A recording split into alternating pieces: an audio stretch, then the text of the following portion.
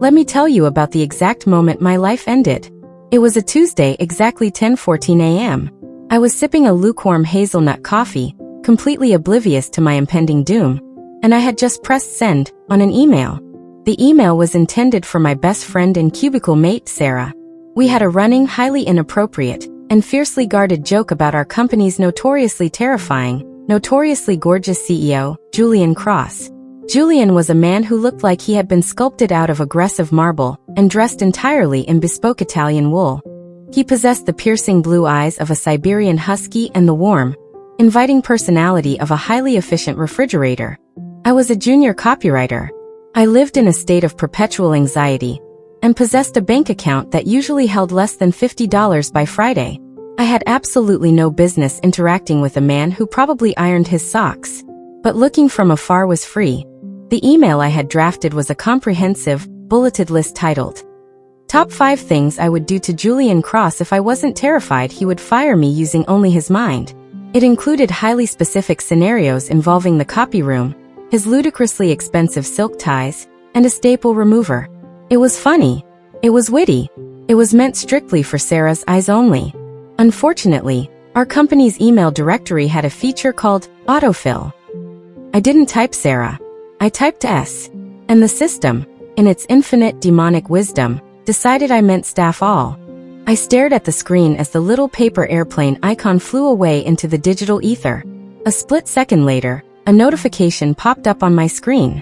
Message sent to 412 recipients. My blood turned to ice water. My soul left my physical body.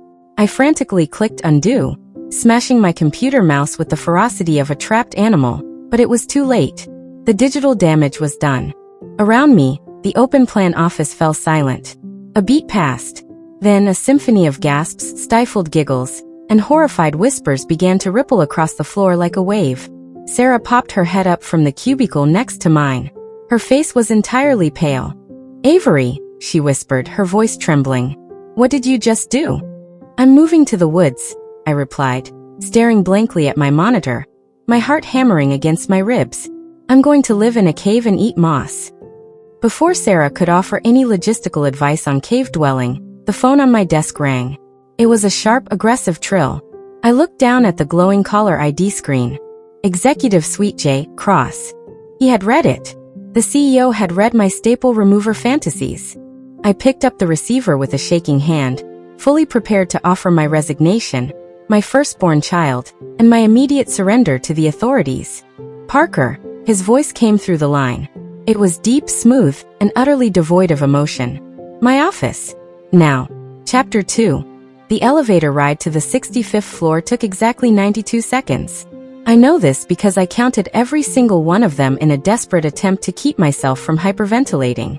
The doors slid open with a soft, expensive-sounding ping. The executive floor of Cross Communications was a terrifying landscape of polished concrete, floor-to-ceiling glass, and people who looked like they regularly drank kale smoothies and destroyed their enemies for sport. I, on the other hand, was wearing a polyester blend blazer from Target and sweating profusely. Patricia, Julian's executive assistant, was sitting behind a pristine white reception desk. She was a woman in her late 50s who possessed the severe, unyielding aura of a royal guard. As I approached, she slowly looked up from her monitor. For the first time in the 2 years I had worked here, Patricia looked at me with an emotion other than mild annoyance. It was profound, bottomless pity. "He's waiting for you, Avery," she said softly, gesturing toward the massive double doors of oak and frosted glass at the end of the hall. "May God have mercy on your soul. If I don't come out in 10 minutes, tell my mother I love her and to clear my browser history," I whispered.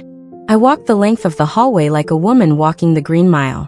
I reached the double doors, took a deep breath that did absolutely nothing to calm my racing heart, and pushed them open.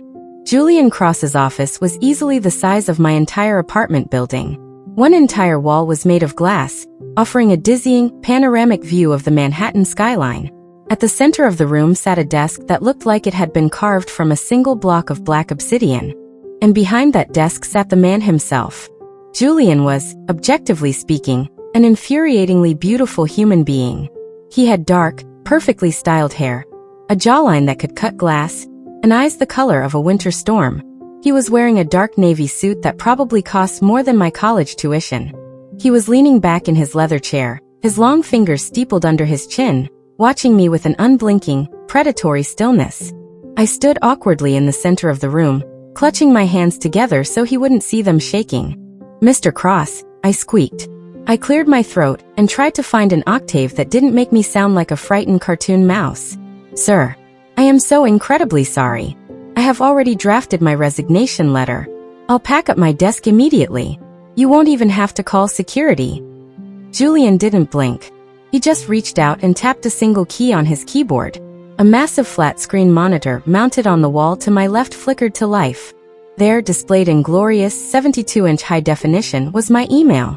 Top 5 things I would do to Julian Cross if I wasn't terrified he would fire me using only his mind. "Avery Parker," Julian said. His voice was a low, resonant baritone that sent an entirely inappropriate shiver down my spine. "Junior copywriter. You've been with the firm for 2 years." "Yes, sir. But clearly, my judgment is severely impaired, and I will be leaving the premises." "Bullet point number 3, Julian interrupted, his eyes flicking to the giant screen. I must confess, I found the logistical mechanics of it quite baffling. "A staple remover, Miss Parker? Truly." My face burned so hot I was genuinely surprised my hair didn't catch fire. "It was a metaphor, sir. For unfastening the constraints of corporate hierarchy." "A metaphor," he repeated, one dark eyebrow arching in perfectly sculpted skepticism. "Fascinating. And what about bullet point number 4? The one involving the supply closet on the 4th floor and my, quote, stupidly expensive silk tie?" "I am going to throw myself out of that window," I stated, completely deadpan. "I'm just going to take a running leap, and whatever happens, happens. It has to be better than this." To my absolute shock, the corner of Julian's mouth twitched. It was barely there, a microscopic movement, but for a second, I swore the terrifying CEO almost smiled. He stood up, walking around the massive desk. He was impossibly tall up close. He walked past me, strode over to the double oak doors, and turned the deadbolt. A heavy, definitive click echoed through the massive room. He locked us in. This is it, I thought. He's going to murder me. He's going to murder me and hide my body in a filing cabinet, and Patricia will help him bleach the floors. Julian turned back to me, leaning casually against the locked door. He crossed his arms over his broad chest. "You aren't fired, Miss Parker. And you aren't resigning." I stared at him, my brain completely short-circuiting. I'm not. "No. In fact, you and I are about to enter into a highly mutually beneficial arrangement," he said calmly. He walked over to a sleek silver carafe on a side table and poured a glass of water, holding it out to me. "Drink this. You look like you're about to pass out on my rug, and it's imported." I took the glass with trembling fingers and took a sip. "I don't understand. I just sent a manifesto of HR violations to 412 people." "Exactly," Julian said, his eyes gleaming with a strange, cold satisfaction. "Which makes you the perfect solution to my current problem." He paced back over to his desk, leaning against the edge of it. "My board of directors is currently breathing down my neck. They believe I am too detached, too robotic. They think my lack of a personal life makes me a liability in public relations. To make matters worse, my mother has decided that if I do not produce a serious romantic partner by the end of the fiscal year, she is going to start setting me up with the daughters of her country club friends." I blinked, still holding the water glass. "Okay, that sounds like a terrible, rich person problem. What does that have to do with me?" "I need a girlfriend, Miss Parker," Julian stated bluntly. "A fake one. Someone to attend galas with me, smile for the cameras, and convince my mother that I possess a human heart. And since you just broadcasted your deeply passionate, incredibly detailed infatuation for me to the entire company." He gestured gracefully toward the giant monitor displaying my mortifying email. "No one in this city will ever doubt that you are madly, desperately in love with me." My jaw dropped. I stared at him, trying to process the words coming out of his perfect mouth. You want me to be your fake girlfriend? Because I accidentally sent a thirsty email." "It is a business transaction," Julian corrected, his tone returning to its usual icy professionalism. 6 months. You will accompany me to 3 public events a week, plus family obligations. You will act the part of an adoring partner. In exchange, I will pay off your entirely terrifying amount of student loan debt, bump your salary up to a senior copywriter tier, and guarantee you a glowing letter of recommendation when the contract terminates. The room spun. I thought about my bank account. I thought about the instant ramen I was planning to eat for dinner. I thought about the $40,000 of student debt hanging around my neck like a lead weight. You ran a background check on my debt? I asked, offended but also deeply intrigued. I run a background check on everyone who works in this building, he said smoothly. So, do we have a deal, Miss Parker? I looked at the giant screen displaying the staple remover incident. I looked at the terrifying, beautiful billionaire offering me financial freedom. I want it in writing, I blurted out. And I get to pick the restaurants. Julian Cross finally smiled. It was a sharp, dangerous look that made my stomach do a complete somersault. Excellent. Let's draft the paperwork. Chapter 3. The discreet coffee shop Julian chose for our contract negotiation was not actually a coffee shop. It was a private, members-only club tucked away behind an unmarked black door in Tribeca. The lighting was impossibly dim, jazz played softly from invisible speakers, and a single cup of espresso probably cost more than my monthly subway pass. I sat in a plush leather booth, wearing my good sweater, the one without the mysterious mustard stain on the cuff, while Julian slid a manila folder across the mahogany table. It was as thick as a phone book. What is this? I asked, eyeing the folder like it might bite me. Is this a contract or the extended edition of The Lord of the Rings? It is a standard non-disclosure agreement, coupled with a highly specific performance contract, Julian said, taking a sip of his black coffee. He was wearing a tailored charcoal suit today, looking aggressively handsome and entirely out of place across from my general aura of impending panic. My legal team drafted it last night. I flipped open the cover. The legal jargon was so dense it made my eyes cross. Julian, I'm a copywriter, not a corporate litigator. Section 4, subsection B says I am liable for reputational damages resulting from unauthorized romantic entanglements. Does that mean I can't date anyone else? Or does it mean I can't accidentally flirt with the barista?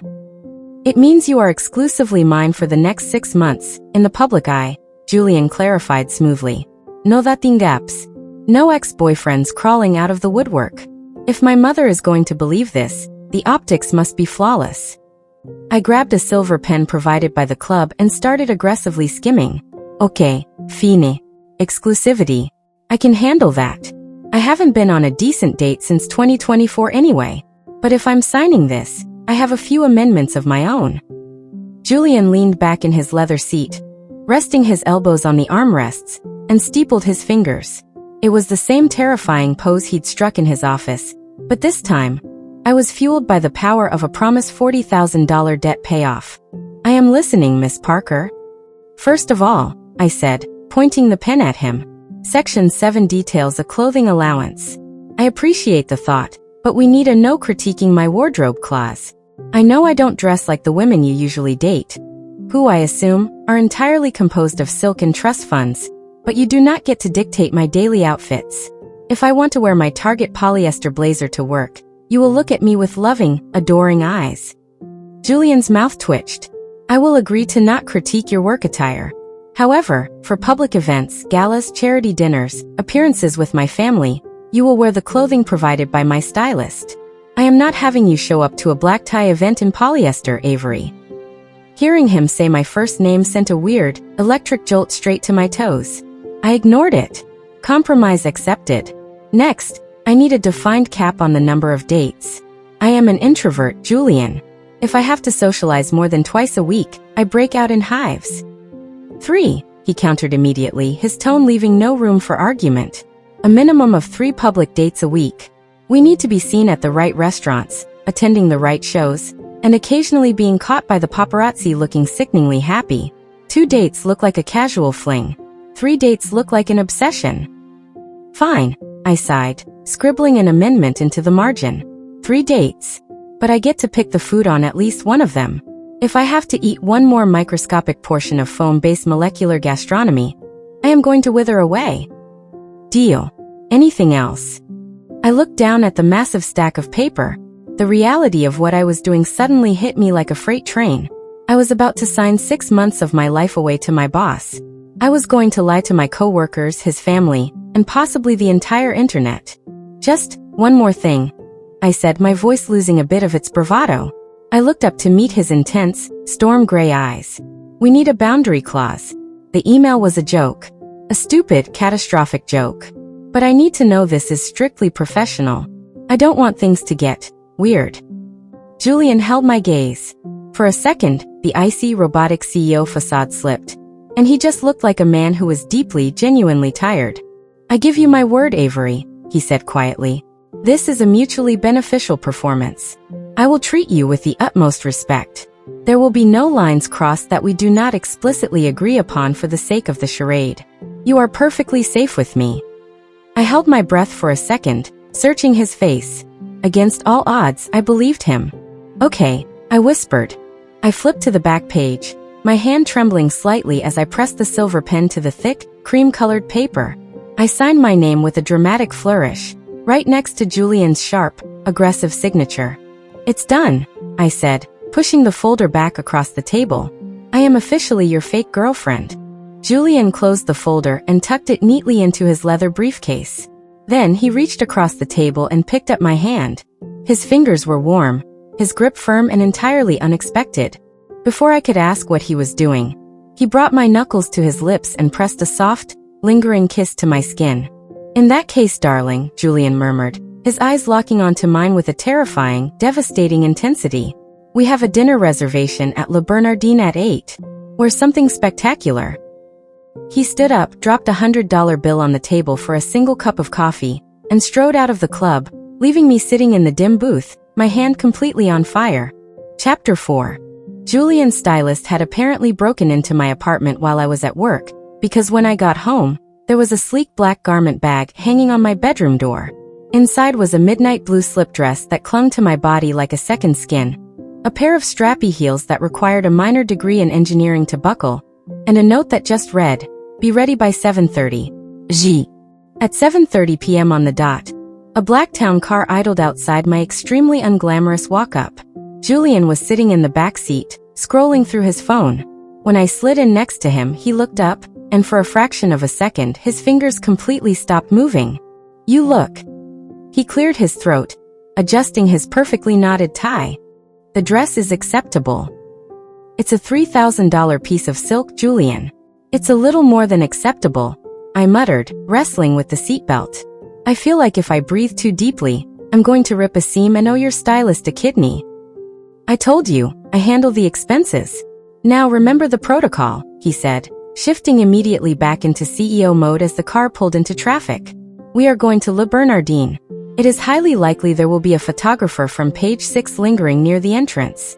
I need you to look at me as if I am the center of your universe." "Right. Center of the universe. Got it." I nodded rapidly. "Do I stare into your eyes? Or do I just gaze lovingly at your cheekbones? Because your cheekbones are doing a lot of the heavy lifting here." Julian let out a long, long sigh. "Just try not to look like you're being held hostage, Avery." When we arrived, the paparazzi were indeed waiting. The moment Julian stepped out of the car, the flashbulbs went off like a lightning storm. He offered me his hand, and the second my fingers wrapped around his, he pulled me flush against his side. His hand rested firmly on the bare skin of my lower back, sending a jolt of pure electricity straight up my spine. I plastered on a bright, blinding smile and leaned into him, praying I didn't trip over my own ridiculously expensive shoes. We made it inside the restaurant, escorted immediately to a secluded, candlelit booth in the back. The atmosphere was incredibly romantic, which made the reality of our situation infinitely more awkward. Once the waiter poured the first glass of a red wine that probably cost more than my rent, the silence settled in. And it was agonizing. We had zero natural chemistry. When we weren't discussing my student debt or his corporate image, we had absolutely nothing to talk about. I sat there, tracing the rim of my wine glass, while Julian stared at the linen tablecloth as if he were trying to find a flaw in the fabric's structural integrity. "So," I said, unable to take the quiet anymore, "how was the corporate structuring today? Did you synergize any paradigms?" Julian blinked slowly. "Are you just using random buzzwords you heard in the elevator?" "Yes," I admitted, taking a massive gulp of the wine. It tasted like velvet and poor financial decisions. Julian, if a photographer snaps a picture of us right now through the window, the headline is going to be Tech CEO dines with terrified hostage. You have to give me something to work with here. I am sitting here. I am paying for dinner. I am providing my physical presence, he stated defensively. You look like you're plotting a hostile takeover of the breadbasket, I countered, leaning forward. The wine was hitting my bloodstream fast, making me bold. You're supposed to be in love with me. You need to smile. Julian bared his teeth in a grimace that did absolutely nothing to reach his eyes. I am smiling. No, you're threatening me with your incisors, I corrected, pointing my fork at him. A real smile. Come on. Think about something that actually makes you happy. What brings joy to the icy, robotic heart of Julian Cross? He frowned. Market stabilization. Boring. Try again. A perfectly executed quarterly earnings report.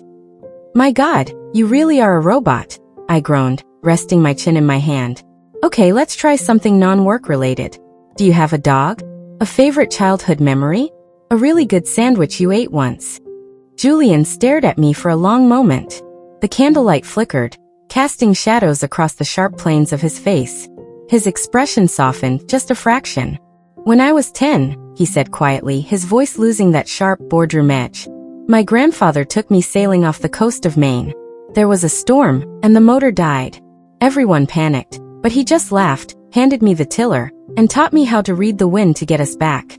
It was the only time I remember things being completely quiet. I watched his face. The rigid tension in his jaw had melted away. The icy gray of his eyes had warmed into something incredibly soft, and the corners of his mouth tilted up into a genuine, breathtaking smile. My heart did a violent, unexpected backflip in my chest. Oh no, I thought, my breath catching. That is a lethal smile. There, I whispered, suddenly feeling very sober and very entirely out of my depth. That's the smile. Julian seemed to realize what he was doing. The smile vanished, replaced instantly by his usual, guarded mask, but he didn't look away from me. He reached across the table, his long fingers lightly brushing the back of my hand. You're a very dangerous woman, Avery Parker, he murmured.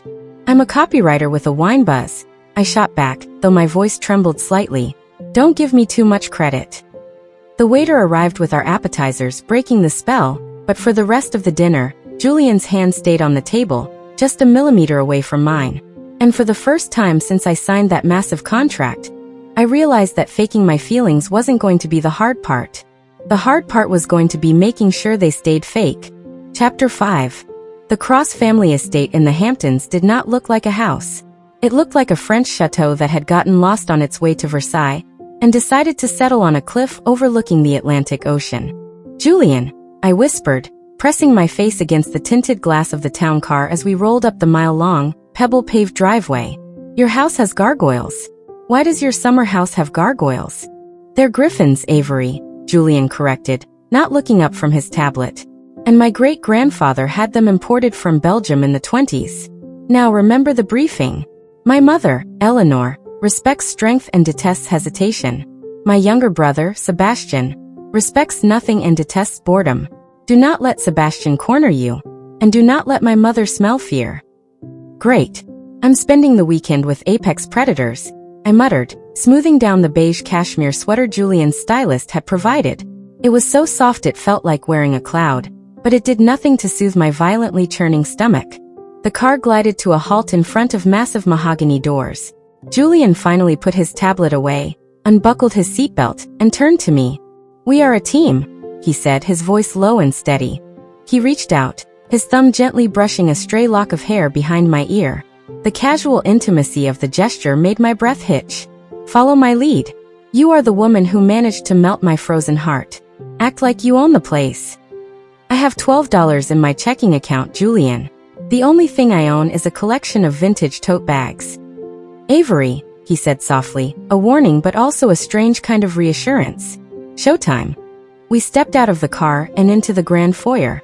It was paved in black and white marble and dominated by a sweeping double staircase. Standing at the base of the stairs, looking like she had been expecting us to arrive via a disappointing peasant carriage, was Eleanor Cross. She was a stunningly elegant woman in her 60s, wearing a perfectly tailored white pantsuit and a string of pearls the size of grapes.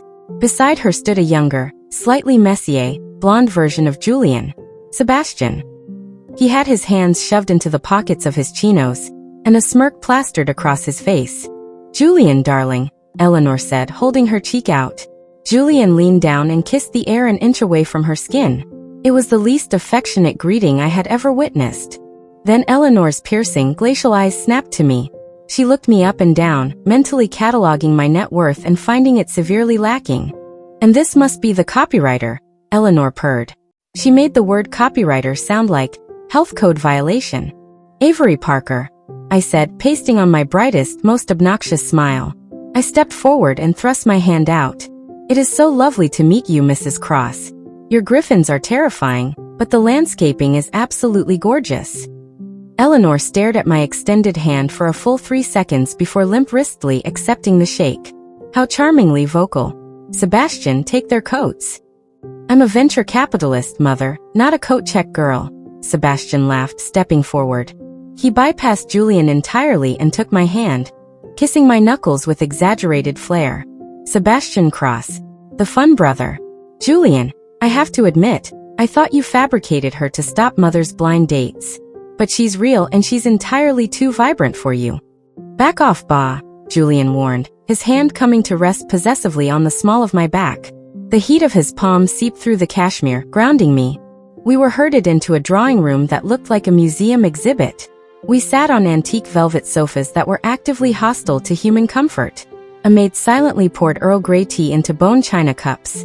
"So, Avery," Eleanor began, stirring her tea with terrifying precision. "Julian is famously guarded. He lives and breathes cross-communications. Tell me, how exactly did a junior employee manage to ensnare my son?"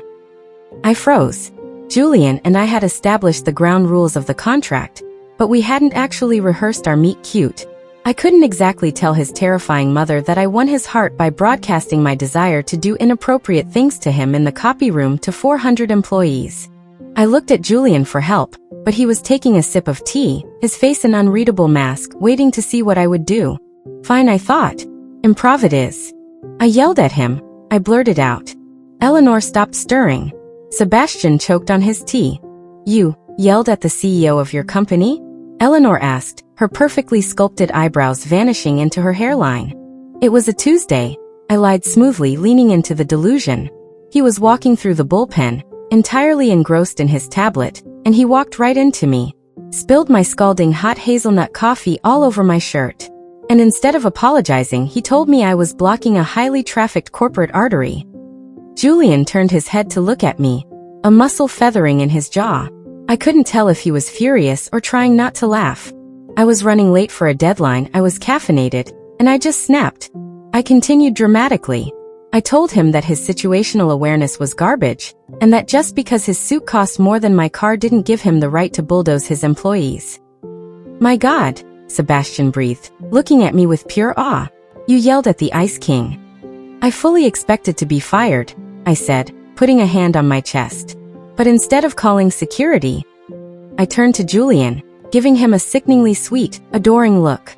He sent a dry clean replacement shirt to my desk the next day, with a handwritten apology note, and an invitation to dinner. It was a total fabrication, but it sounded exactly like the kind of arrogant billionaire meets feisty underling trope that rich people loved. Eleanor looked stunned. "Julian? You wrote a handwritten note? You usually have Patricia type your birthday cards." Julian set his teacup down with a soft clink. He turned to me, the icy facade completely gone. He looked at me with such raw, intense affection that my heart physically skipped a beat. "She was magnificent, Mother," Julian said, his voice a low, gravelly purr. He reached out and tucked my hand between both of his. Avery looked at me like I was a person, not a title. She demanded respect. And the moment she insulted my situational awareness, I knew I was entirely ruined for anyone else. I stared at him, my mouth slightly dry. "He is a really, really good actor," my brain screamed. Sebastian leaned back against the sofa, crossing his arms. "Well, it's a great story. But you two still look like you're sitting in a boardroom meeting. I'm not buying the overwhelming passion, Jules."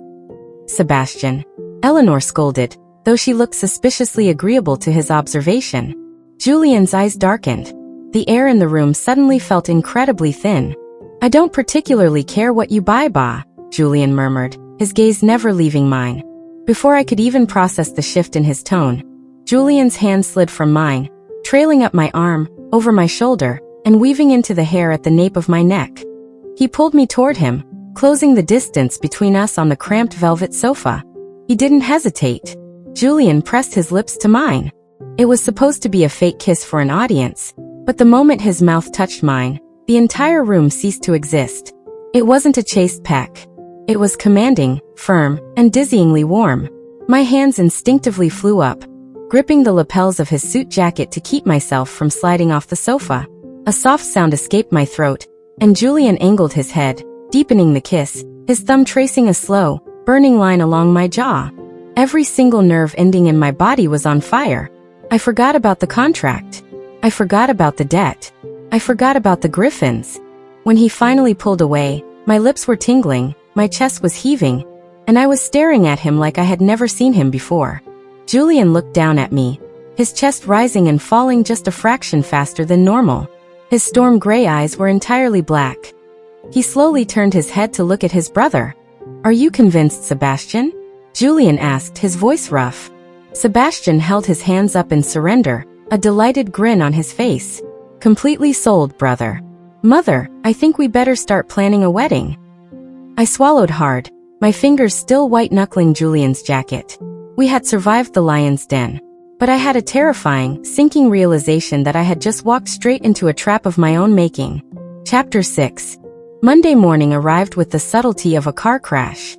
I stood outside the towering glass facade of Cross Communications, clutching my tote bag like a shield. Over the weekend, I had survived a Hamptons estate, a terrifying matriarch, and a fake kiss that had fundamentally rewired my central nervous system.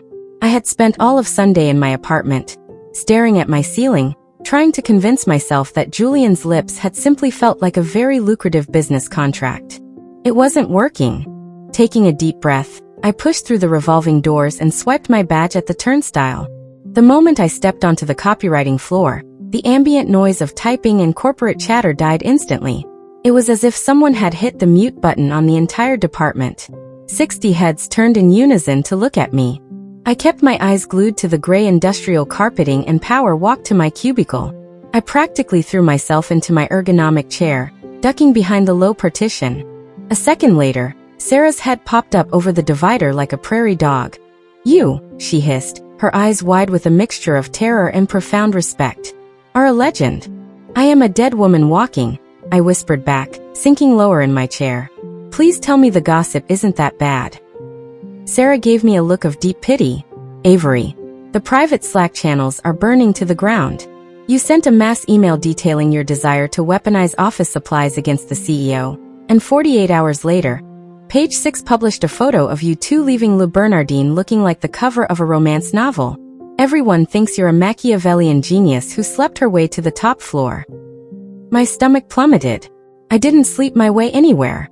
I'm still a junior copywriter. I'm wearing a blazer I bought on clearance.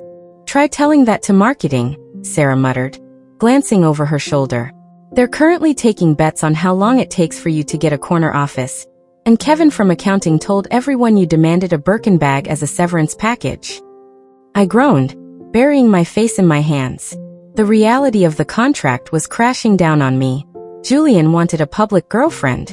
He didn't care about the internal office politics, because nobody on the executive floor dared to gossip about him to his face. But down here in the trenches, I was fresh meat. By 11 a.m., the whispers had become unbearable. Every time I walked to the printer, conversation stopped. When I went to the break room to heat up my sad Tupperware of leftover pasta, two women from graphic design deliberately turned their backs to me, giggling about social climbers. I retreated to my cubicle, fighting the sudden, humiliating sting of tears in my eyes. I was supposed to be writing ad copy for a new line of smart refrigerators, but the words were swimming on the screen. I felt completely isolated. At 11:15 a.m., the temperature in the room seemed to drop by 10 degrees. The low hum of the bullpen didn't just stop this time, it flatlined. I heard a collective, breathless gasp ripple across the floor. I sniffled, wiping my eyes, and peeked over the top of my cubicle monitor. Julian Cross was walking through the bullpen. This was unprecedented. The CEO did not come down to the fourth floor. The fourth floor was a land of fluorescent lights and microwave odors. Julian operated strictly in the sterilized, cloud-scraping heights of the 65th floor. But here he was, wearing a three-piece suit the color of midnight, moving with the lethal, silent grace of a shark gliding through a very shallow fish tank. The entire department was paralyzed in fear. He didn't look at anyone. His icy gray eyes were locked onto a single target, my cubicle. I scrambled to sit up straight, furiously hitting save on my document, panicking. Did I breach the contract? Did I look insufficiently adoring in the lobby? Julian reached my desk. In his right hand, he held a sleek, white paper cup from the ludicrously expensive artisanal coffee shop across the street. He stopped, completely ignoring Sarah, who had frozen mid-sip of her water bottle, and looked down at me. The icy, terrifying CEO mask cracked, replaced instantly by the warm, smitten persona he had debuted for his mother. Julian. I breathed, genuinely confused. What are you doing down here? You left my apartment so early this morning, darling, Julian said. His voice wasn't a whisper.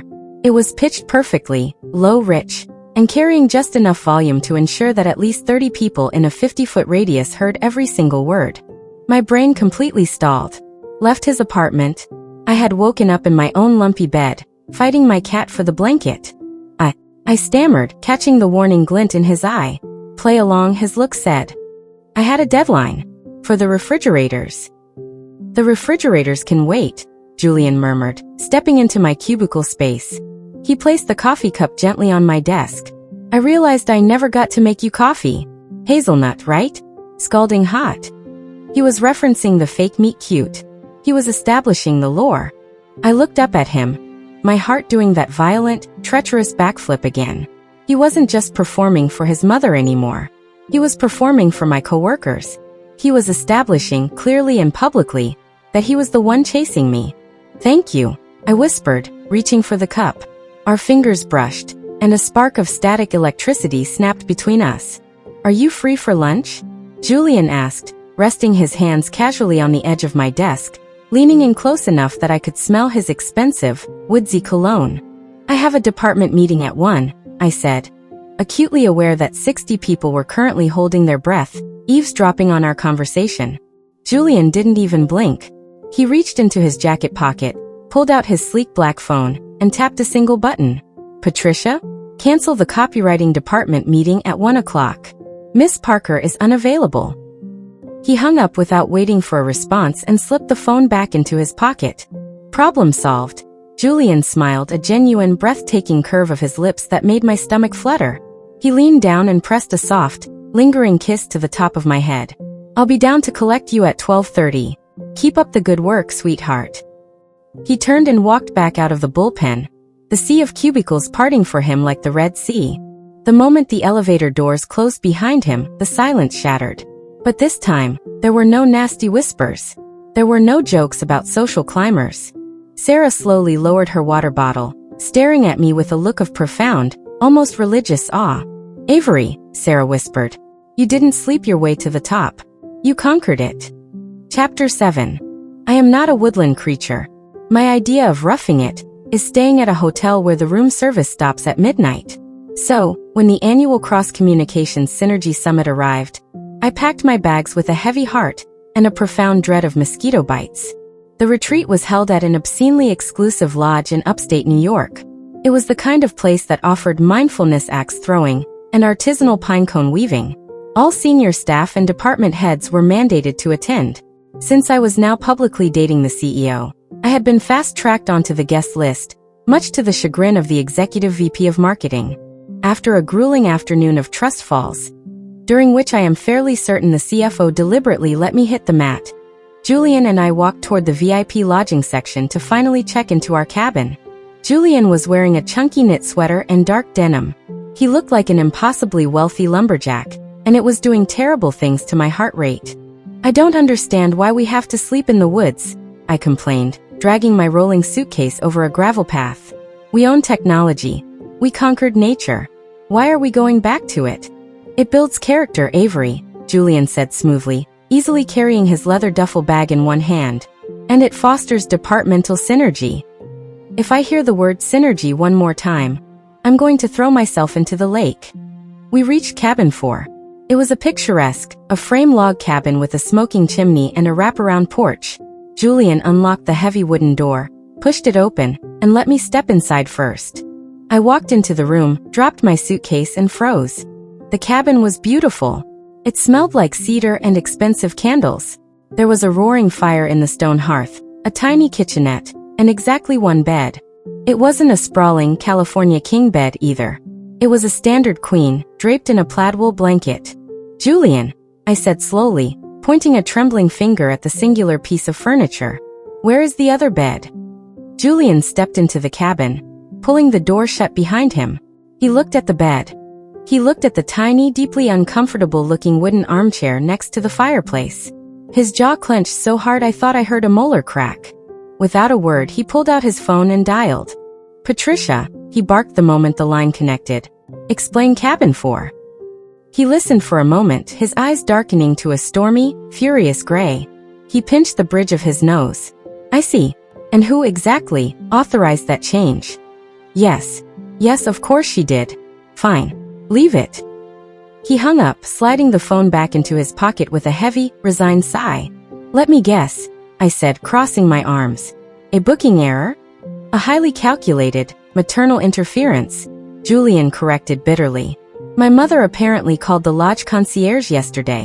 She claimed that since we are so madly in love, it would be a tragedy to put us in the 2-bedroom executive suite I originally booked. She downgraded us to the romance cabin."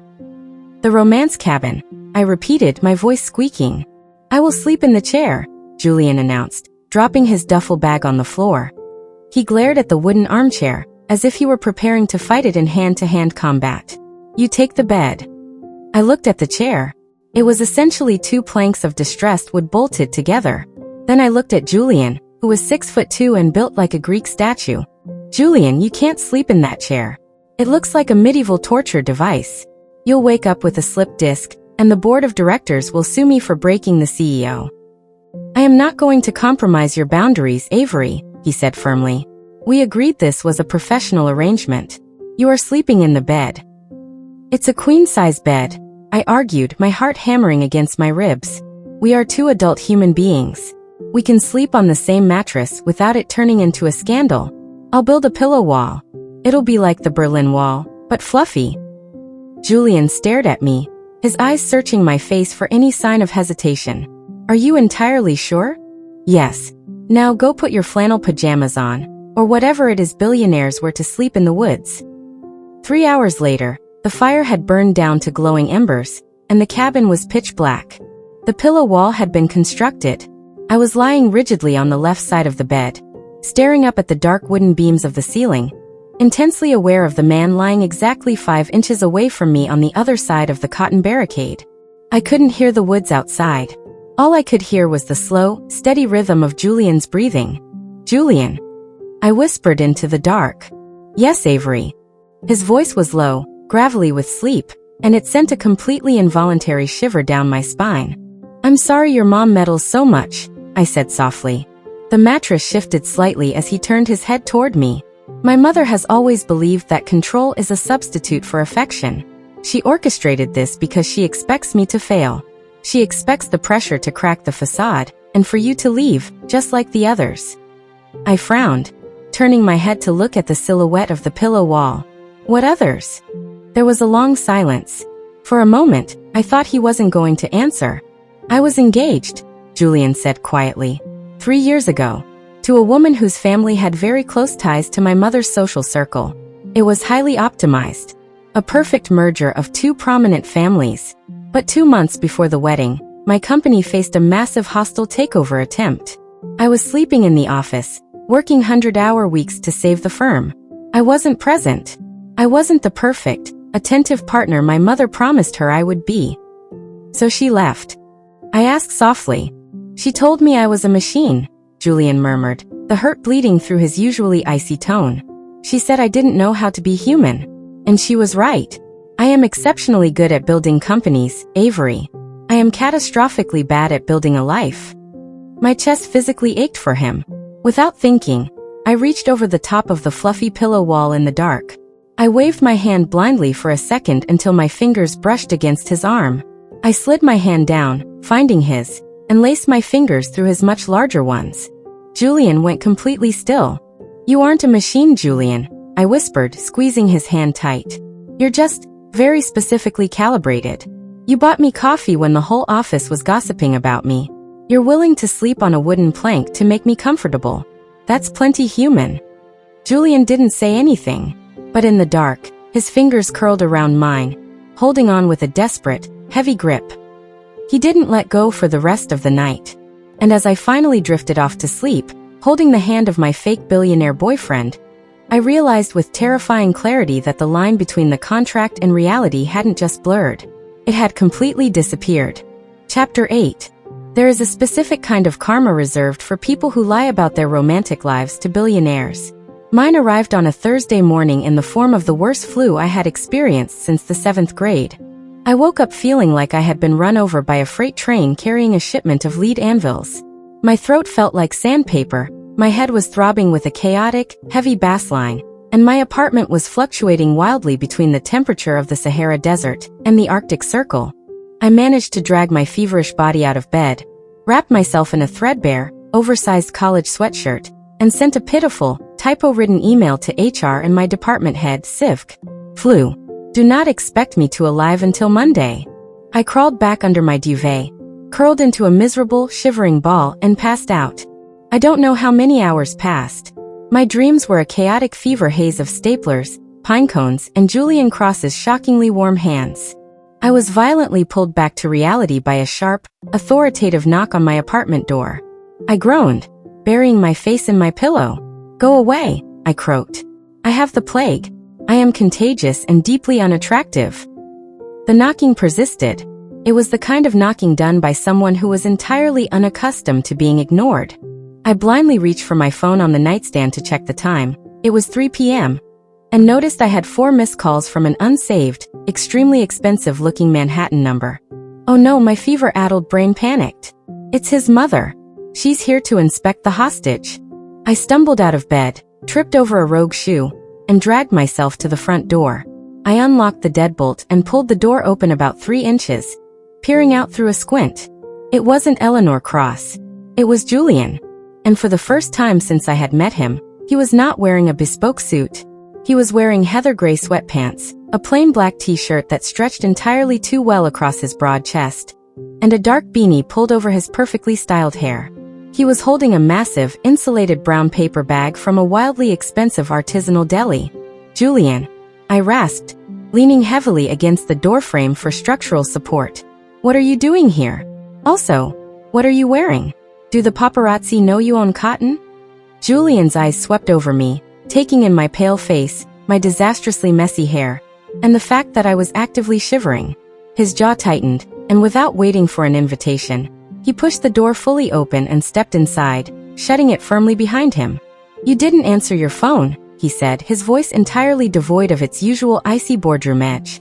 It just sounded worried. "Patricia informed me you called in sick.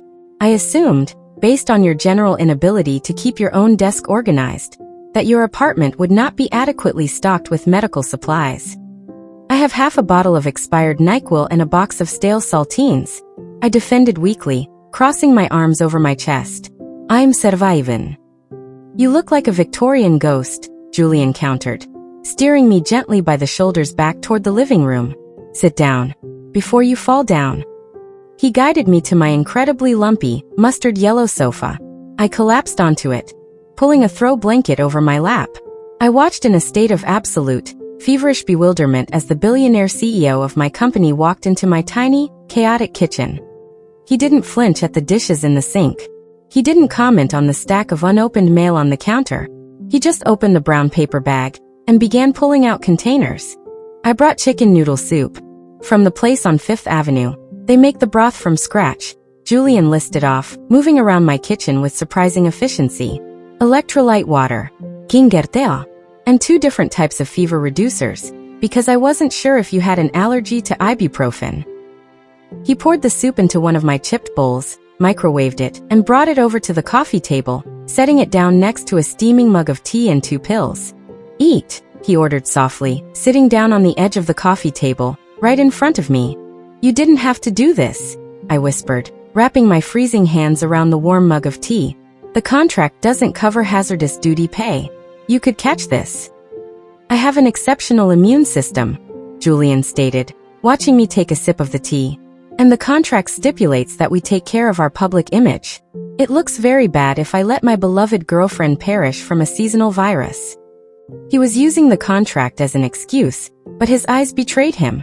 He wasn't looking at me like a PR liability. He was looking at me like he genuinely cared. I slowly ate the soup under his watchful eye. It was, unsurprisingly, the best soup I had ever tasted. When I finished, the fever reducers finally kicked in, making my eyelids incredibly heavy. "You should go back to bed," Julian murmured, standing up and taking the empty bowl from my hands. "You're going to leave?" I asked, hating how small and disappointed my voice sounded. Julian paused, looking around my tiny, messy living room. He looked at the lumpy sofa, the towering stack of books on the floor, and the single, sad houseplant I was slowly neglecting to death. "No," Julian said quietly. He walked over to his duffel bag near the door and pulled out his sleek silver laptop. "I have international calls to make for the Asian markets anyway. I'll work from here. Just go to sleep, Avery." I stumbled back to my bedroom and crawled under the covers. But I didn't close the door. For the next 6 hours, I drifted in and out of sleep. Every time I woke up, I could hear the soft, rapid clicking of Julian's keyboard from the living room. Occasionally, he would step quietly into the bedroom, press the back of his cool hand against my burning forehead to check my temperature, and leave a fresh bottle of water on the nightstand. Sometime around 2 a.m., my fever finally broke. The crushing weight on my chest lifted, and I opened my eyes, feeling surprisingly lucid. I slipped out of bed and padded quietly into the living room. Julian was sitting on my lumpy yellow sofa. His laptop was closed on the coffee table. His head was tipped back against the cushions, his eyes shut, fast asleep. The icy, terrifying CEO looked completely peaceful, illuminated only by the orange glow of the street lamp outside my window. I stood there in the dark, watching the steady rise and fall of his chest. He had stayed. He had worn sweatpants, fed me soup, and worked through the night on a terrible sofa just to make sure I was okay. My heart squeezed so hard it physically ached. I pulled a blanket off the armchair and gently draped it over his broad shoulders. He shifted slightly in his sleep, murmuring my name, but didn't wake up. I sat on the floor next to the sofa, pulling my knees to my chest, and faced the terrifying, undeniable truth. I wasn't faking it anymore.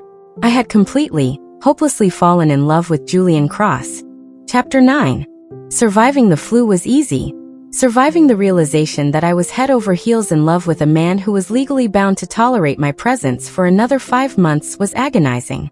By Tuesday, I was back at my desk, physically healed but mentally spiraling. Every time my phone buzzed, my heart leaped into my throat. When Julian sent me a standard, highly corporate email about a copywriting deadline, I spent 20 minutes analyzing the subtext of the word regards. Spoiler, there was no subtext. It was just an email.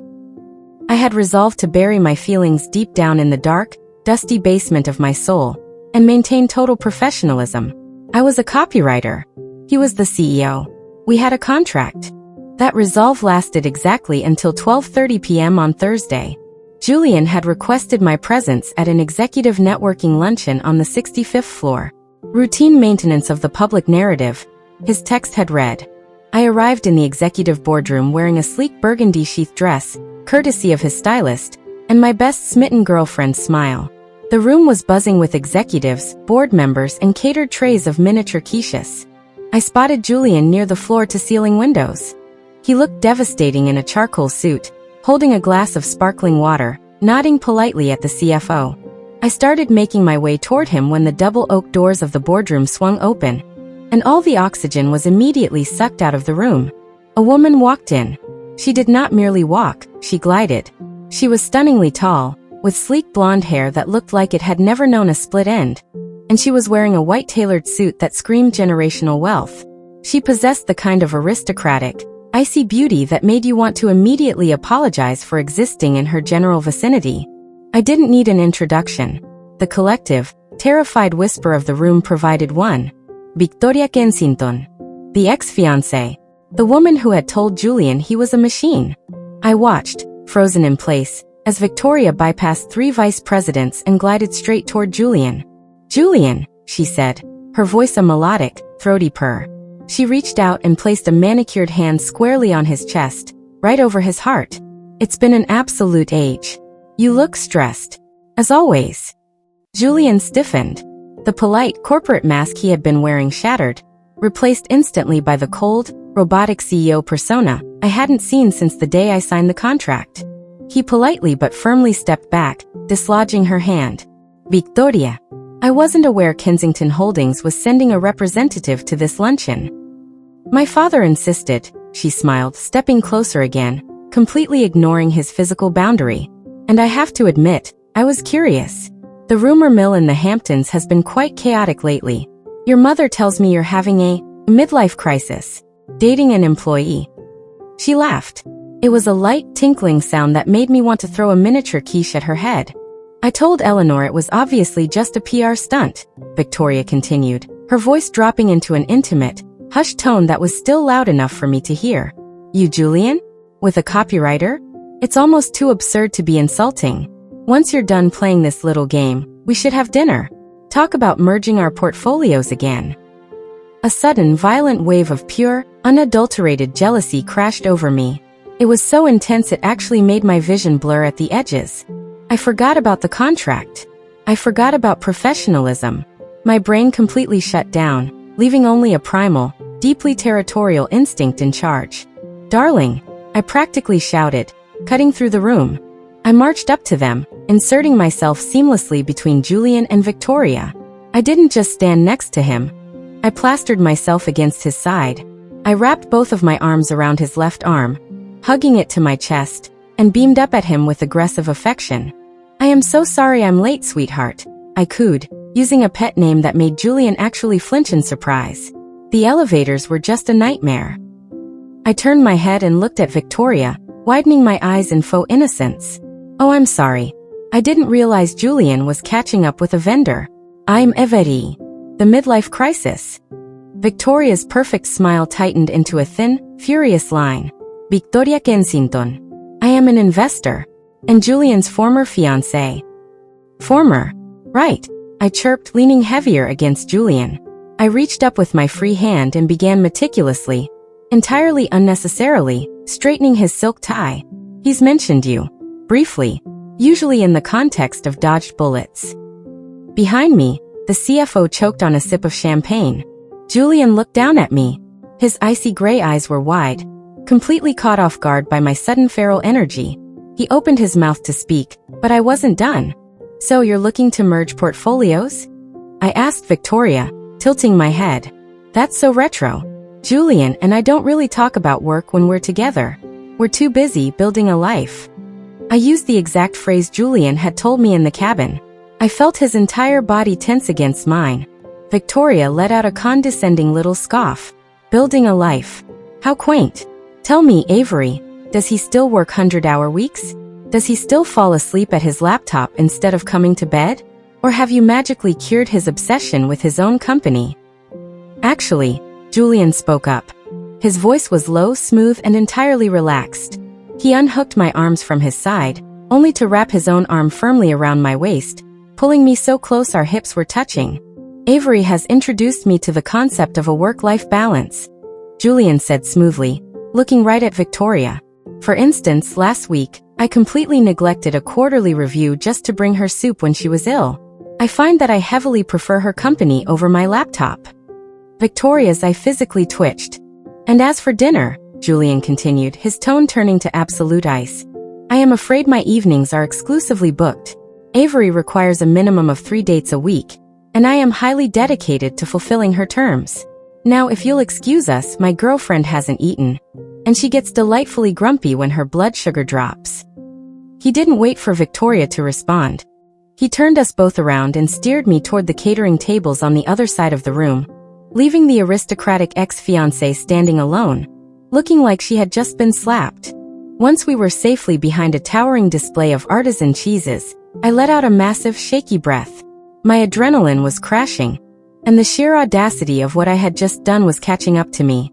"I'm sorry," I blurted out, grabbing a cocktail napkin and twisting it nervously. "I know I overstepped, but she touched your chest, and she called me a PR stunt, and I saw red." I was fulfilling my contractual obligation to act like an adoring, fiercely loyal partner. Julian stood perfectly still. He was staring at me with a look I couldn't quite decipher. It wasn't the fake smitten look he used for the cameras, and it wasn't the cold CEO mask. It was intense, searching, and incredibly heated. "Your contractual obligation," Julian repeated softly. "Yes," I nodded frantically. "Optics. Protecting the narrative." Julian took a step closer, crowding me against the cheese table. He reached out, his knuckles lightly brushing against my flushed cheek. "Avery," he murmured, his gaze dropping to my lips. "The contract doesn't require you to defend my honor to the woman who broke my heart." Well, I swallowed hard, my heart hammering against my ribs. I like to over-deliver on my projects. A slow, dangerous smirk spread across Julian's face. "Noted. Remind me to give you a spectacular performance review." Chapter 10. The Cross Communications annual charity ball was the kind of event that required a security clearance, a six-figure donation just to get a seat at a table, and a wardrobe that cost more than the GDP of a small island nation. When Julian's stylist had dropped off the dress for the evening, she hadn't included a note. She had just unzipped the garment bag, nodded solemnly at me like a priest administering last rites, and walked out of my apartment. I stared at myself in the full-length mirror attached to my closet door. The dress was liquid gold. It wasn't just gold-colored. It looked as if someone had melted down bullion and draped it directly over my skin. It featured a plunging neckline, a daringly low back, and a slit that went exactly as high as legally permissible. When I moved, the fabric caught the light and shimmered like a weapon. "Okay," I whispered to my reflection, applying a final swipe of red lipstick. "You are not a junior copywriter with a negative bank balance. You are a siren. You are going to go to this gala, you are going to drink free champagne, and you are going to survive the night without confessing your undying love to your fake boyfriend." A knock on my apartment door signaled it was time to face the music. I grabbed my clutch, took a deep breath, and opened the door. Julian was standing in the dimly lit hallway of my walk-up. He was wearing a classic, razor-sharp black tuxedo with a crisp white shirt and a silk bow tie. He looked like James Bond, but significantly more dangerous. When the door opened, Julian looked up. He stopped breathing. I actually saw his chest halt mid-inhale. His icy gray eyes swept over me, starting from my strappy gold heels, traveling up the slit of the dress, and finally landing on my face. The look in his eyes wasn't fake affection or polite approval. It was raw, unfiltered reverence. "Avery," he breathed, his voice rougher than I had ever heard it. He took a step into my apartment, entirely ignoring the chaotic pile of mail on my entryway table. "You look catastrophic." "Catastrophic?" I asked, my heart doing a frantic tap dance against my ribs. "Is that a billionaire compliment, or do I need to change?" "It means you are going to completely ruin me for anyone else tonight," Julian murmured. He reached out, his warm fingers lightly tracing the bare skin of my shoulder, sending a shockwave of electricity straight to my core. "Shall we?" The gala was held at the Plaza Hotel. The moment we stepped out of the town car, the paparazzi descended like a swarm of very aggressive, flash-happy locusts. True to form, Julian slipped his arm around my waist, pulling me flush against his side. But this time his grip felt tighter, more protective. He didn't just pose for the cameras. He shielded me from the worst of the flashing lights as we navigated the red carpet. Inside, the ballroom was a breathtaking spectacle of crystal chandeliers, towering floral arrangements, and Manhattan's elite. For the first 2 hours, we played our parts perfectly. We mingled with board members, charmed wealthy donors, and laughed at jokes that weren't actually funny. Julian kept me tethered to his side the entire time. Whenever someone tried to monopolize his attention, his hand would find the small of my back, his thumb drawing slow, distracting circles against my bare skin. But as the night wore on, the noise and the crowds began to suffocate me. Every time I looked at Julian, my chest ached with the secret weight of my real feelings. "You're quiet," Julian noted, leaning down so his mouth was hovering just next to my ear over the din of a jazz band. "Are you feeling all right? Is it the flu again?" "No, I'm fine," I lied, offering a tight smile. just a little overwhelmed. There are a lot of people here who own their own private islands. Julian searched my face for a moment. Then, without a word, he took my hand, turned his back on the CEO of a major tech conglomerate, and pulled me toward a set of heavy velvet curtains at the edge of the ballroom. He pushed through the heavy fabric, opening a pair of French doors, and led me out onto a sprawling, secluded stone balcony overlooking Central Park. The crisp night air hit my flushed skin, offering instant relief. The balcony was empty, bathed in the soft, silver glow of the moon. The noise of the gala was muffled to a dull hum, leaving only the faint, melodic strains of the jazz band drifting through the glass. I walked over to the stone balustrade, looking out over the glittering lights of the city. I heard Julian step up behind me. He was so close I could feel the heat radiating from his chest. "Better?" he asked softly. "Much," I admitted, closing my eyes for a second. "Thank you. Though I'm pretty sure your PR team is going to panic if the happy couple disappears for too long." "Let them panic," Julian dismissed smoothly. I turned around to face him. He was looking at me with that same intense, searching expression he had worn the day I defended him against his ex-fiancée. The moonlight caught the sharp angles of his face, making him look impossibly handsome. The faint sound of a slow, sweeping ballad drifted out from the ballroom. Julian stepped forward. He didn't ask. He just reached out, took my right hand in his left, and placed his other hand firmly on my waist, right where the silk of my dress dipped low on my back. "Julian," I whispered, my breath catching as he pulled me flush against his chest. "What are you doing? There are no cameras out here. Nobody is watching us." "I know," Julian murmured, his eyes locking onto mine, dark and stormy. He began to sway us slowly to the muffled music, his steps perfectly matching mine. "We don't have to perform," I reminded him, though I made absolutely no effort to pull away. I rested my free hand against the solid wall of his chest, feeling the heavy, rapid thud of his heartbeat beneath his tuxedo shirt. Who said I was performing? The question hung in the cool night air, heavy and loaded with a terrifying amount of meaning. I looked up at him, my heart hammering so hard I was certain he could feel it. The icy, robotic CEO was completely gone. In his place was a man looking at me like I was the only thing keeping him tethered to the earth. "You hired me to be a distraction, Julian," I breathed, trying desperately to keep my boundaries intact. "I hired you because I was desperate," Julian corrected, his voice dropping to a gravelly whisper. His hand slid from my waist, trailing slowly up my spine, tangling in the loose curls at the nape of my neck. He pulled me closer, eliminating the last fraction of space between us. "But now, the only thing I'm distracted by is you. The way you yell at me. The way you make my apartment feel empty when you aren't there. The way you look in that dress." He lowered his head, his face inches from mine. I could feel his warm breath against my lips. "Avery," he whispered, a confession torn from his chest. "I don't want to fake this anymore." Before I could even process the magnitude of what he was saying, the heavy velvet curtains behind us were abruptly thrown open. "Julian, there you are," a booming, jovial voice interrupted.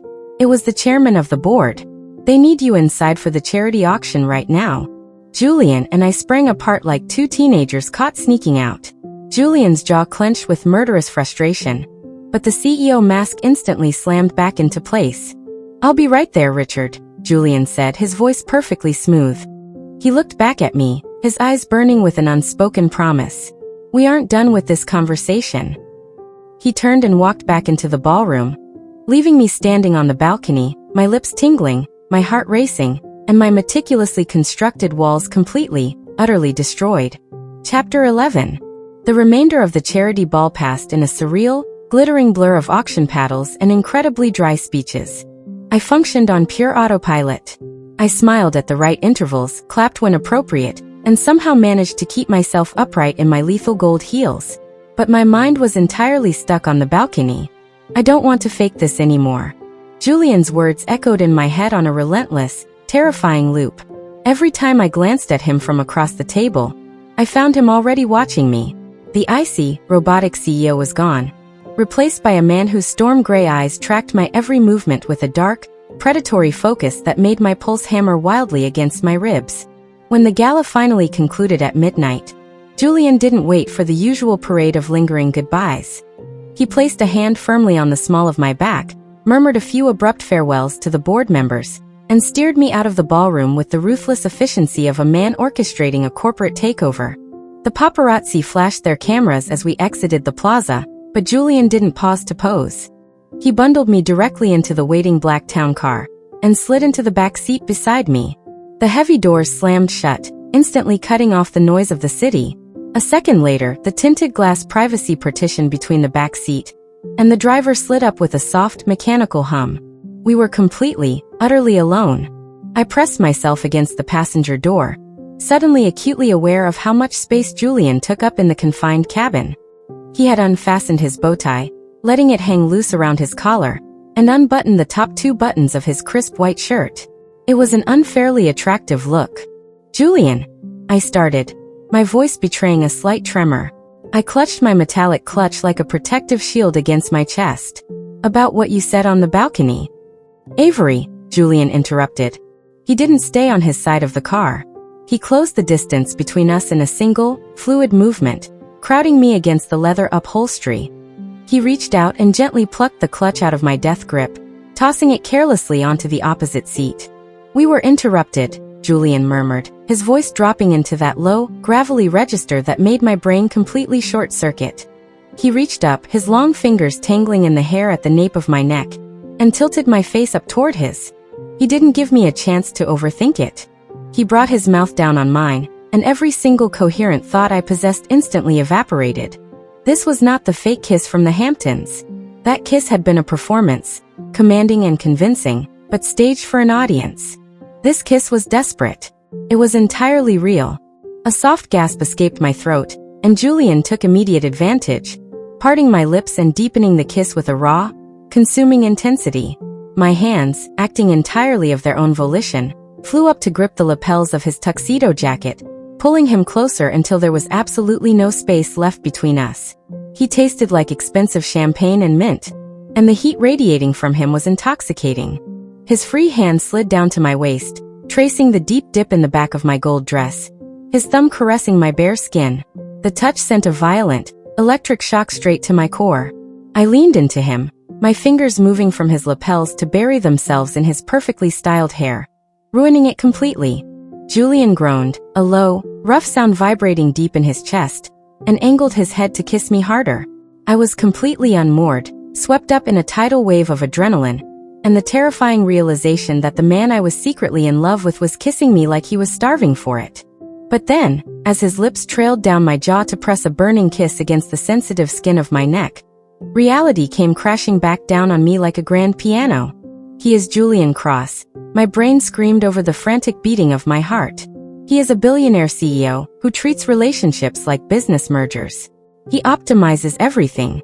When this contract is over, he is going to go back to his perfect, sterile life, and you are going to be left completely devastated. I was a junior copywriter with a negative bank balance, a chaotic apartment, and a history of self-sabotage. Julian was a man who fired people for inefficient synergies. The disparity between our lives wasn't just a gap, it was a chasm. And if I let myself fall, I was going to get crushed. Panic, cold and sharp, flooded my veins. "Wait," I gasped, tearing myself away from him and pressing my back hard against the car door. "Wait, Julian. Stop."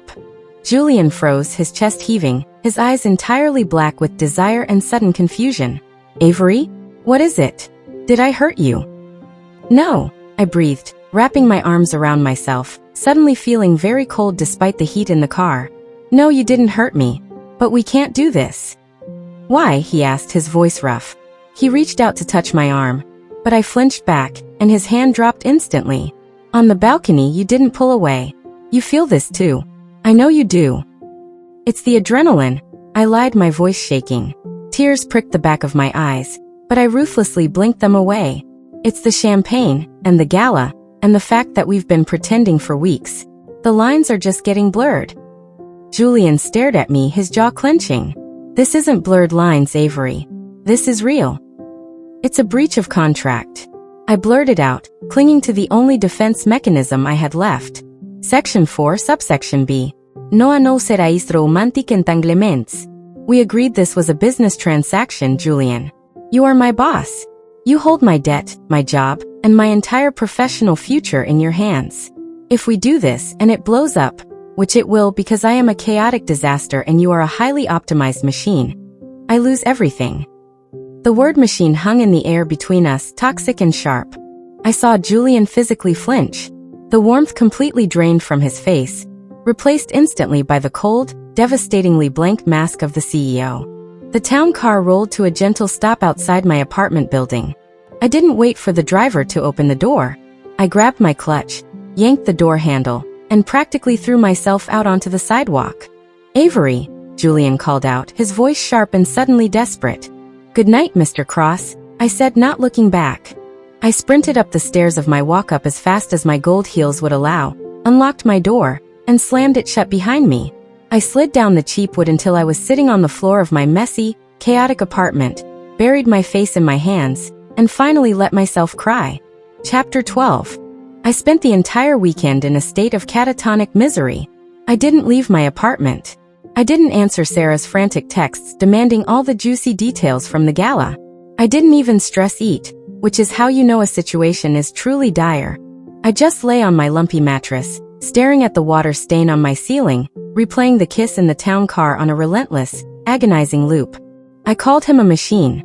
The memory made me physically cringe, pulling my duvet over my head. I had used the exact word his horrible ex-fiancé had used to break his heart. I had weaponized his deepest insecurity to protect my own fragile feelings. And the look of cold devastation on his face was going to haunt me for the rest of my natural life.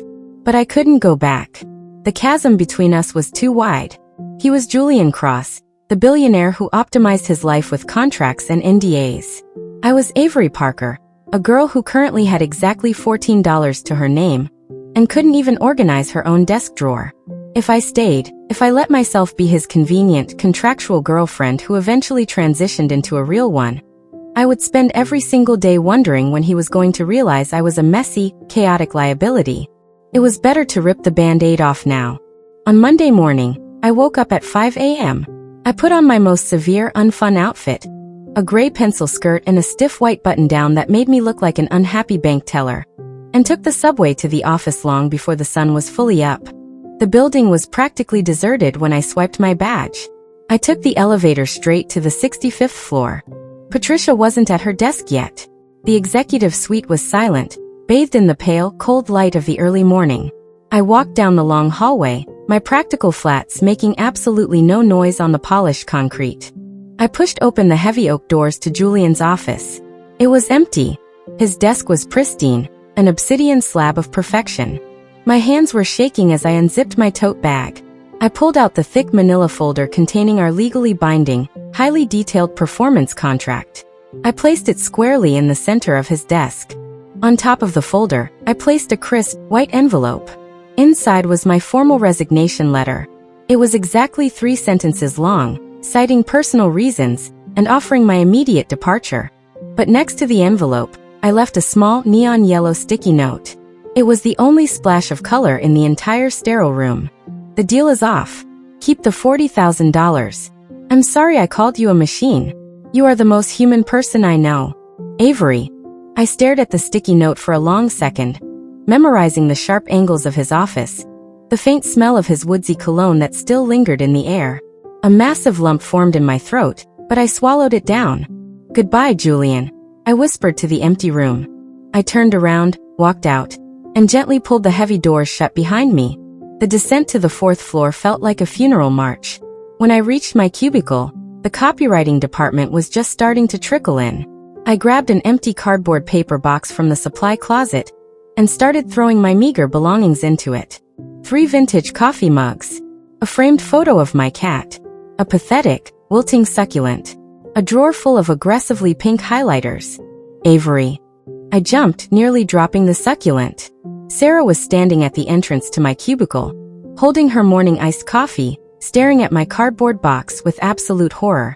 "What are you doing?" she demanded, stepping inside. "Are you getting promoted? Did Julian move you to a corner office? Please tell me you have a window now." "I'm resigning, Sarah," I said quietly, tossing a handful of pens into the box. Sarah's iced coffee nearly slipped out of her hand.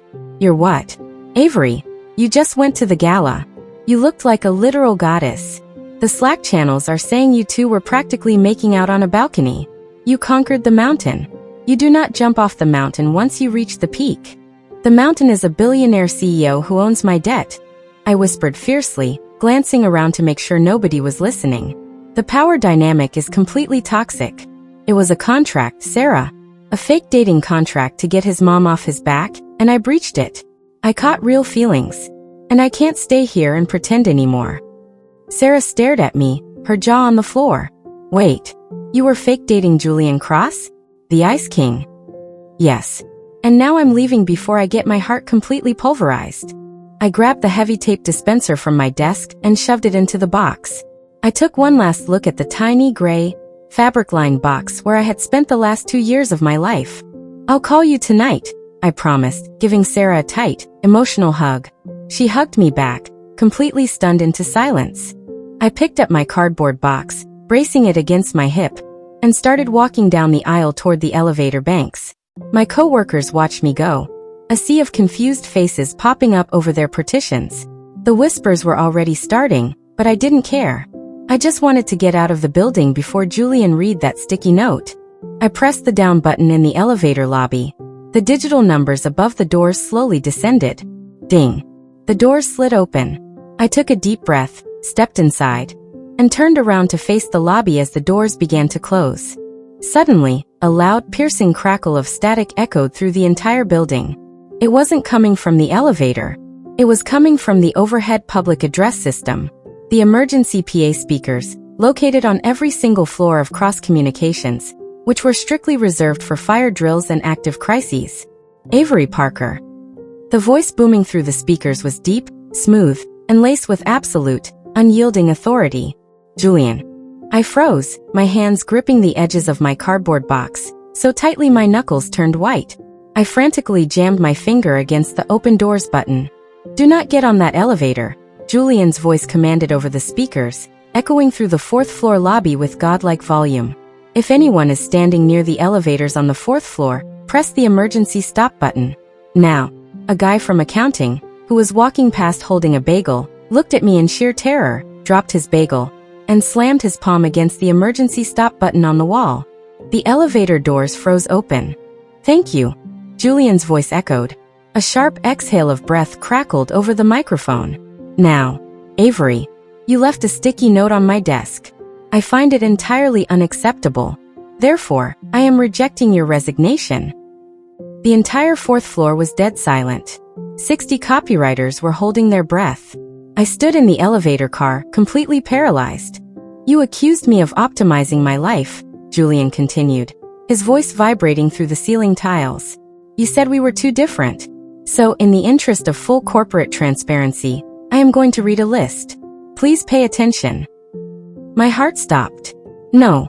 Top 5 things I love about Avery Parker. The CEO announced to all 412 employees of his company. Chapter 13. I stood frozen in the open elevator, the cardboard box of my belongings suddenly feeling like it weighed 1,000 pounds. Around me, the entire copywriting department had slowly crept out of their cubicles, staring up at the ceiling speakers with a mixture of absolute shock and giddy anticipation. Number 1. Julian's voice resonated through the building, deep and steady. I love that she possesses the bravery of a feral honey badger. Most people tremble when they enter my office. Avery Parker sat on my imported rug, drank my water, and threatened to throw herself out of my window rather than apologize for her own brilliance. Sarah, standing a few feet away, slapped a hand over her mouth to muffle a squeal. Number 2, Julian continued. I love her absolute refusal to be intimidated. When confronted by a woman who actively tried to make me feel like a machine, Avery did not retreat. She stepped between us, ruined her own professional reputation to defend my honor, and hugged my arm with the territorial aggression of a very well-dressed bear. A ripple of laughter echoed through the 4th floor. My face was burning so hot I was genuinely surprised the fire sprinklers hadn't activated. Number 3. I love her chaotic, deeply confusing desk. I love the pink highlighters. I love the wilting plant. Because beneath the pristine, optimized surface of my life, I was suffocating. Avery's chaos is the only thing that has ever let me breathe. I dropped my cardboard box. It hit the floor of the elevator with a dull thud, pens and vintage coffee mugs spilling out across the linoleum.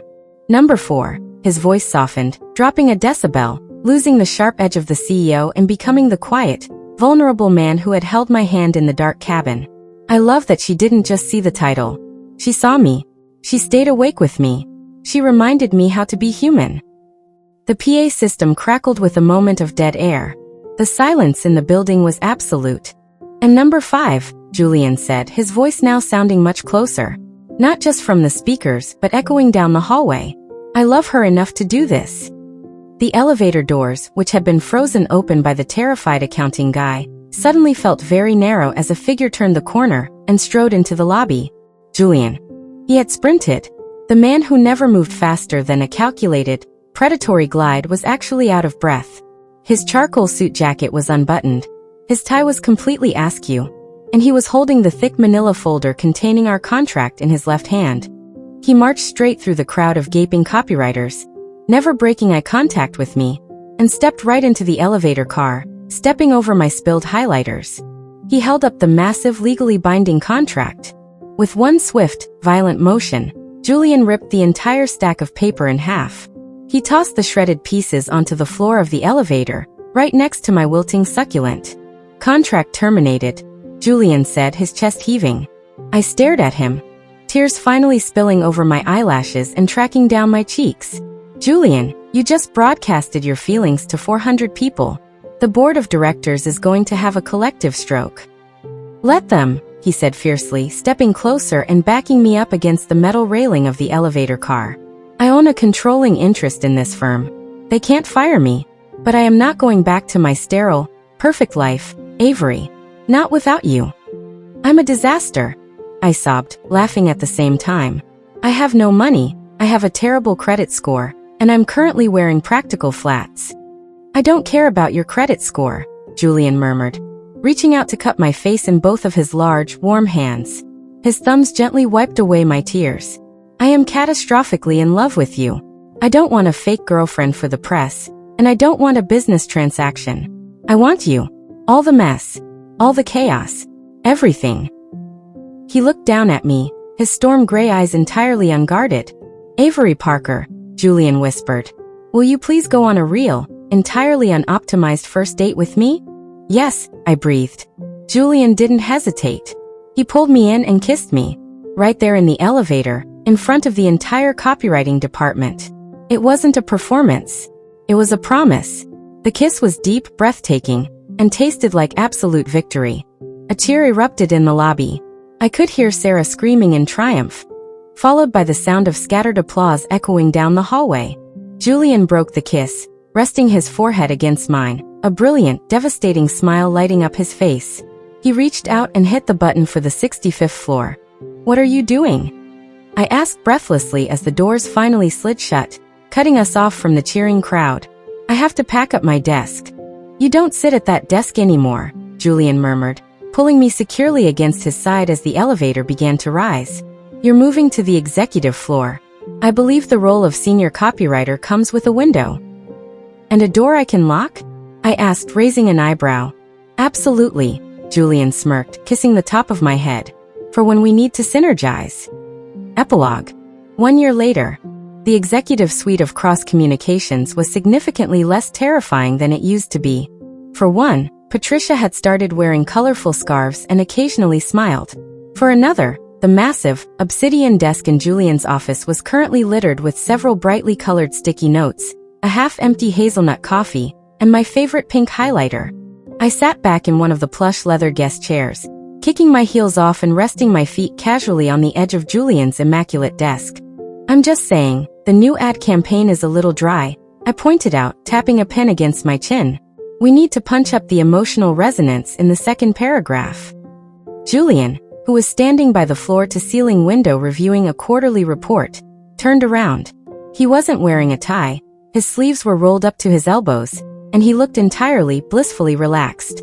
"You are the senior copywriter, darling," he said, walking over and leaning against the edge of the desk right next to my feet. "I trust your judgment implicitly." He reached out, his hand wrapping warmly around my ankle, his thumb drawing lazy circles against my skin.